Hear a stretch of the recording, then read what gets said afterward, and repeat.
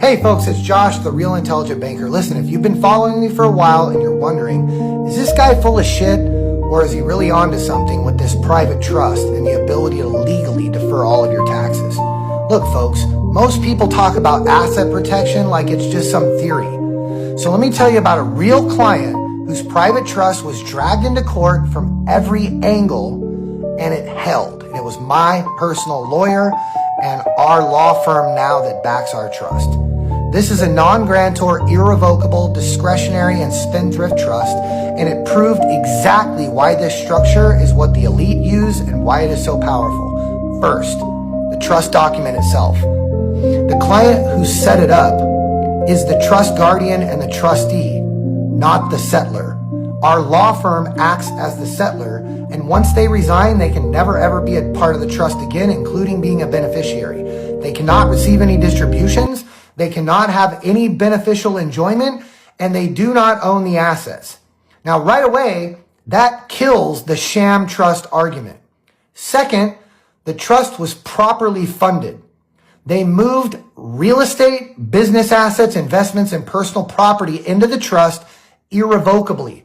Once those assets went in, they became a part of a separate legal estate. Then we backed it up with law. In their state, which was New Mexico, trust property is not subject to the personal debts or obligations of the trustee. So even if you're the trustee, your debts are not the trust debts. Now watch what happened when they tried to break the trust. The opposing counsel literally told the judge he wanted to bust the trust, to increase child support, and demanded full discovery into the trust assets. Our client's legal team pushed back hard. The trust is not a party to the cause. The corpus is statutorily shielded, and the trustee takes no salary. Discovery should be limited to actual earned income. We also used the certification of trust statute, proving the trust exists and the trustee's authority without giving them the full instrument. The judge accepted it. The trust stayed private. Child support was calculated off of the client's real income, not trust assets. The trust remained intact. The corpus stayed completely out of reach.